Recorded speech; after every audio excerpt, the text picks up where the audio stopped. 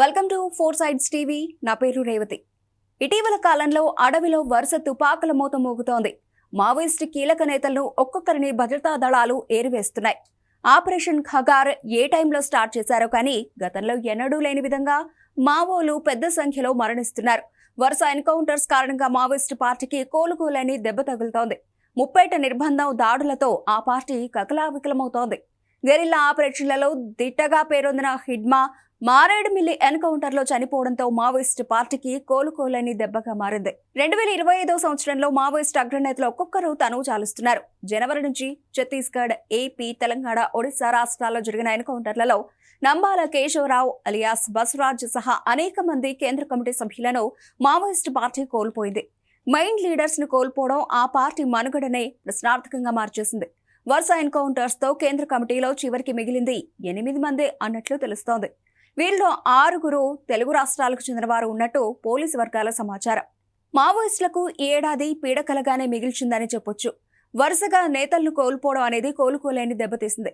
కేంద్ర ప్రభుత్వం మాత్రం వెనక్కి తగ్గేదేలే అనేలా మావోలను ఏరివేస్తోంది. లేటెస్ట్ టెక్నాలజీ నిర్బంధాలతో వారి రహస్యాలను తెలుసుకుని మట్టుపెడుతున్నారు పోలీసులు.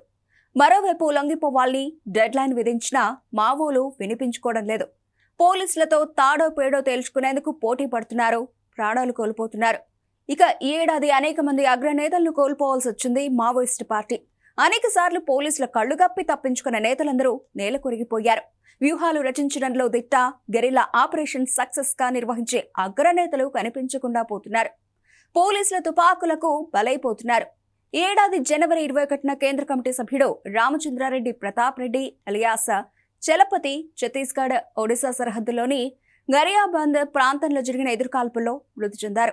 అప్పటి నుంచే మావోయిస్టుల పతనం స్టార్ట్ అయింది. మే 21న మావోయిస్టు పార్టీ కేంద్ర కమిటీ ప్రధాన కార్యదర్శి నంబాల కేశవరావు అలియాస్ బసవరాజ్ ఛత్తీస్గఢ్లోని గుండెకోట్ ప్రాంతంలో జరిగిన ఎన్కౌంటర్లో మరణించారు.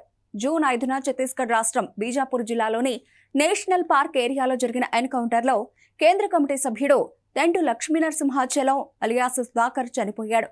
సెప్టెంబర్ 11న గరియాబంద్ ప్రాంతంలో కేంద్ర కమిటీ సభ్యుడు మొండెం బాలకృష్ణ అలియాస్ మనోజ్, కేకేబిఎన్ డివిజన్ కార్యదర్శి అల్వాల్ చంద్రహాస్లు మరణించారు. సెప్టెంబర్ 19న గాజర్ల రవి అలియాస్ ఉదయ్ అరుణలు అల్లూరి సీతారామరాజు జిల్లా రంపచోడవరం మండలం కింటకూరు సమీపంలో జరిగిన ఎన్కౌంటర్లో ప్రాణాలు కోల్పోయారు.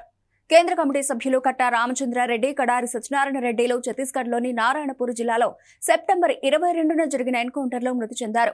ఇప్పటికే చాలా మంది కీలక నేతలు లొంగిపోయారు. ప్రస్తుతం ఇక మిగిలింది కొద్దిమంది మాత్రమే. వారంతా సరెండర్ అవ్వాల్సిందే, లేకపోతే ఎన్కౌంటర్లో హతం కావాల్సిందే. ఇక తప్పించుకున్న మావోయిస్టులు ఎలాంటి నిర్ణయం తీసుకుంటారనే విషయంపై సస్పెన్స్ నెలకొంది.